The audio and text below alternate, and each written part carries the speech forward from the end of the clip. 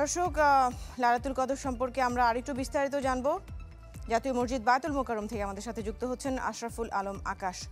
আকাশ, মুসল্লিরা নিশ্চয়ই নামাজ শুরু করেছেন, কেমন উপস্থিতি দেখছেন? সব মিলিয়ে পারিপার্শ্বিক অবস্থাটা আমাদেরকে একটু বিস্তারিত বলবেন। Vision hot and cool AC 4-ওয়ে সলিনয়েড ভালভ টেকনোলজিতে হিটিং ও কুলিং দুই মোডেই কাজ করে সমানভাবে। Vision hot and cool AC. দৃষ্টি মূলত 8:15 এশারের জামাত হয়েছে, কিছুক্ষণ আগেই মূলত এশারের জামাত শেষ হয়েছে। আর আজকে যেহেতু পবিত্র লাইলাতুল কদরের রাত, সেই হিসাবে কিন্তু বিভিন্ন জায়গা থেকে আমরা দেখেছি যে অন্যান্যবারের মতো এবারও ধর্মপ্রাণ মুসলমানরা কিন্তু এই জাতীয় মসজিদ বাইতুল মোকাররমে এসে উপস্থিত হয়েছে। আমি যদি আপনাকে এখন একটু দেখাই যে দেখবেন এখনও কিন্তু মুসল্লিরা এখানে নামাজ আদায় করছেন। কিছুক্ষণ পরে মূলত তারাবির নামাজ শুরু হবে।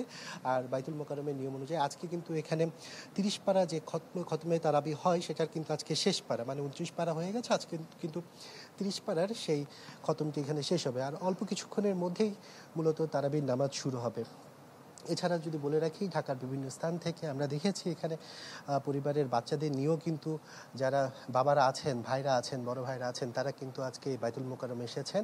এখানে কিছুক্ষণ আগে পেশ ইমাম এশারের নামাজের আগে তিনি বয়ান রেখেছিলেন। তিনি বিভিন্ন ফজিলতপূর্ণ দিকের কথা কিন্তু এখানে মূলত তুলে ধরেছেন। আজকের এই রাতটার ফজিলত সম্পর্কে তিনি উপস্থিত যে মুসল্লিরা আছেন তাদের জ্ঞাতার্থে অনেক কিছুই বলেছেন। এর মধ্যে যে বিষয়টিতে তিনি খুব বেশি প্রাধান্য দিয়েছেন যে আজকের এই রাতে কিন্তু পবিত্র কোরআন নাজিল হয়েছিল, সেই হিসাবে অন্যান্য রাতের তুলনায় আজকের এই রাতের ইবাদত খোদার কাছে সবচেয়ে বেশি প্রিয় বলেও তিনি উল্লেখ করেছেন। সেই হিসাবে আমরা দেখি শুধু যে মসজিদে না, মসজিদ ছাড়াও কিন্তু বিভিন্ন জায়গায় ঘর থেকে শুরু করে বিভিন্ন স্থানে যে যেখানে আছে সেখানে কিন্তু সারা রাত ইবাদত করে আজকের এই রাতটাকে উদ্দেশ্য করে।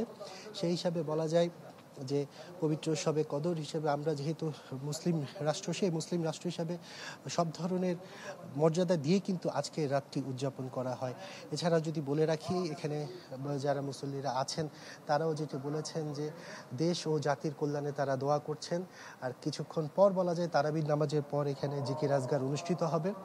এরপরেই মূলত আখিরি মোনাজাত অনুষ্ঠিত হবে, যেখানে সবাই উপস্থিত থাকার কথা রয়েছে। আর যদি বলি যে আমরা কিছুক্ষণ আগেও দেখেছি যে এখানে যে মুসল্লিরা এসেছেন তারা যেটি বলছেন যে এখানে আজকে তারাবির নামাজ পড়ার জন্য অনেকে কিন্তু যুক্ত হয়েছেন, যেহেতু আজকে বাইতুল মোকাররমে খতমে তারাবি শেষ তারাবি 30 পারার যে তারাবি সেটি কিন্তু আজকে শেষ হতে যাচ্ছে।